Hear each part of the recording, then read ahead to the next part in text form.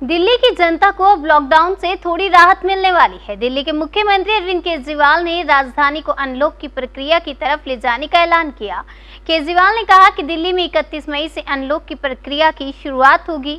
इसमें industrial area में 4 दीवारी में मैन्युफैक्चरिंग और प्रोडक्शन यूनिट को चलाने की इजाजत होगी। दिल्ली में पिछले 24 घंटों में 1100 कोरोना के नए मामले दर्ज हुए हैं और अस्पताल में बेड की समस्या अब खत्म हो गई है। और क्या कुछ कहा अरविंद केजरीवाल ने, आइए आपको सुनाते हैं। 2 करोड़ लोगों की मेहनत का नतीजा है कि हम लोगों ने 1 महीने के अंदर दिल्ली में इस दूसरी वेव को, इसके ऊपर भी काबू पा लिया है। दिल्ली के लोगों ने मिलके पिछले 24 घंटे में लगभग 1.5% संक्रमण दर आया है और लगभग 1100 के करीब केस आए हैं और धीरे धीरे रोज़ केस कम हो रहे हैं, संक्रमण दर भी कम हो रही है। अस्पतालों के अंदर अब बेड मिलने में किसी तरह की कोई दिक्कत नहीं है। आईसीयू बेड भी काफ़ी खाली हो गए हैं, ऑक्सीजन बेड्स भी काफ़ी खाली हो गए हैं। जितने हम लोगों ने ये केंद्र खोले थे, कोविड सेंटर खोले थे, उसमें भी अब बेड काफ़ी अवेलेबल हैं। तो ये समय है अब धीरे धीरे अनलॉकिंग करने का। कहीं ऐसा ना हो कि लोग कोरोना से तो बच जाएं लेकिन भूखमरी से लोग मर जाएं। तो अपने को बैलेंस बना के चलना है कि एक तरफ कोरोना को भी कंट्रोल करना है और एक तरफ आर्थिक गतिविधियों को, इकोनॉमिक एक्टिविटीज़ को भी साथ साथ कोशिश करनी है, जहाँ जहाँ जितना बन सके उतना अलाउ किया जाए। तो सोमवार को सुबह 5 बजे तक ये वाला लॉकडाउन है। आज एलजी साहब की अध्यक्षता में डीडीएमए की मीटिंग हुई, दिल्ली डिज़ास्टर मैनेजमेंट अथॉरिटी की, और उसमें कुछ निर्णय लिए गए हैं लॉकडाउन खोलने के लिए। तो सबसे पहली चीज़ तो ये कि अब धीरे धीरे लॉकडाउन खोलने की प्रक्रिया चालू कर रहे हैं। बड़ी मेहनत से, बड़ी मुश्किल से कोरोना काबू में आया है अभी, लेकिन पूरी लड़ाई जीती नहीं है। तो इसीलिए जो अभी तक अपने को फ़ायदा हुआ पिछले 1 महीने के लॉकडाउन का, ऐसा ना हो कि अगर एकदम से खोल देंगे तो उसका नुकसान हो जाए।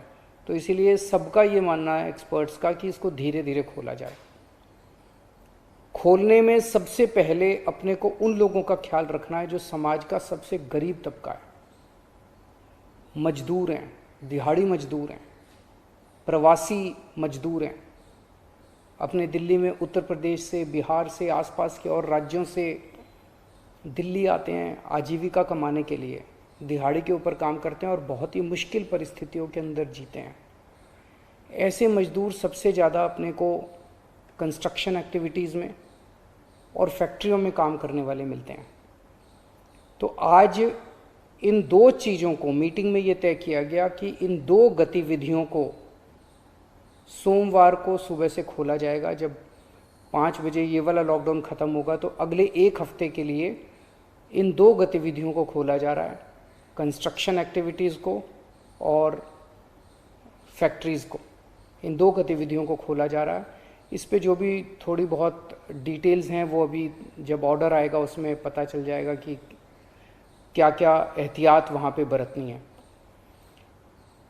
अब हफ्ता दर हफ्ता हम जनता के सुझावों के आधार के ऊपर और एक्सपर्ट्स की ओपिनियन के आधार पर इसी तरह से धीरे धीरे लॉकडाउन खोलने की प्रक्रिया जारी रखेंगे, बशर्ते कोरोना फिर से बढ़ने ना लगे।